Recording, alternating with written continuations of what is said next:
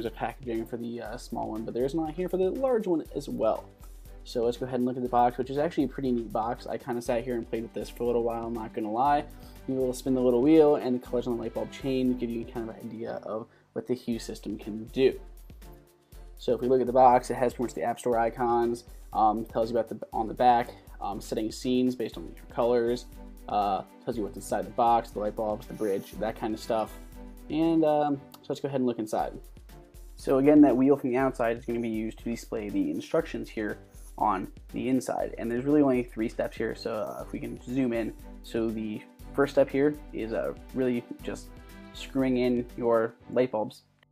Step 2, plug in your bridge to your router and download the free app. That's it. That's literally all you have to do. None of this is difficult. It seems to be kind of like an Apple mentality of it just works. There isn't really a lot of instruction. You simply plug everything into the right spot and you're set up. So this does come with 3 light bulbs and 1 bridge. You need the bridge regardless of how many light bulbs you can have. They support up to 50 officially, but they do say they have tested it with up to like 250 with no issues. So if you have a house with 250 lights that you want to buy super expensive light bulbs for, go for it.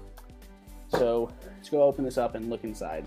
So we have the bridge here. We'll come back to that in a second. Your 3 light bulbs. You have a Ethernet cable, which is decent length, and lastly a small power cord for the bridge itself. It's a measly 5 watts, which is annoying that it has a power cord at all, but at least it's not something that's big and like a 3-pronged one that's going to take up a lot on your surge protector.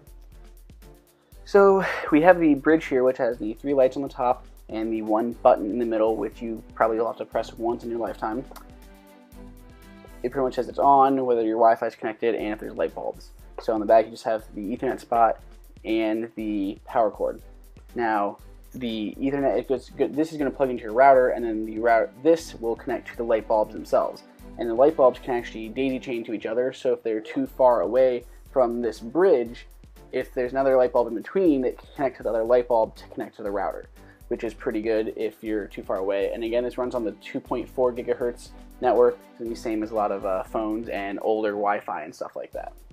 Now these bulbs are actually kind of heavy, I'm guessing because they have all that stuff inside compared to the small LEDs that are simply at the top. But they do feel a lot better made than I thought they would have. They're actually pretty hefty and they don't feel loose or anything at all when you're actually plugging them in.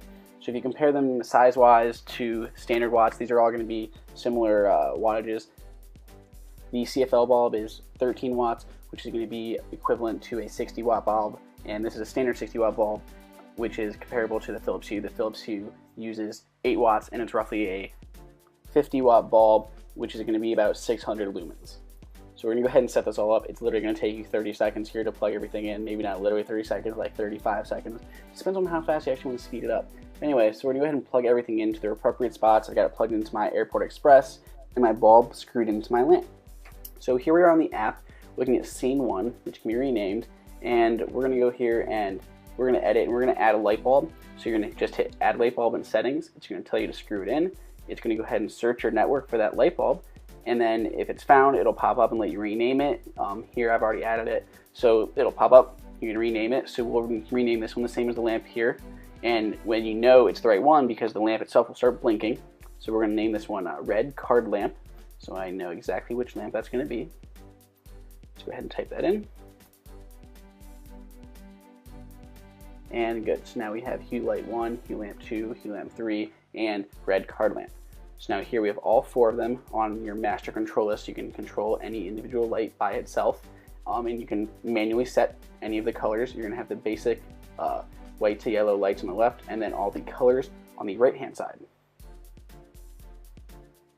You can just drag those anywhere you want. They're all numbered 1 through 4 for the 4 lights that I have. So now here we can have the different lighting scenes. So here I click sunset and you can see it turns the light on. Now all these scenes are editable, including the stock ones. So if we're going to click on one that I made earlier, you can rename it, but we're going to go ahead and edit it. And you can actually individually place where all of the lights are, what colors they're showing. So here I only have the 3 that it came with, but I have a 4th. So you can tap on it and it'll pop up that extra 4th one, and it'll randomly throw it into the photo.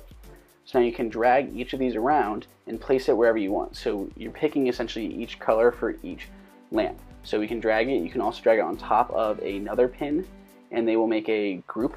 So if you move that group around, you can move the color for all of those lamps and essentially recreate this scene like this photo that I took in lighting in your room, whether it's a sunset at a vacation you went to, here an underwater photo that I took, or anything else.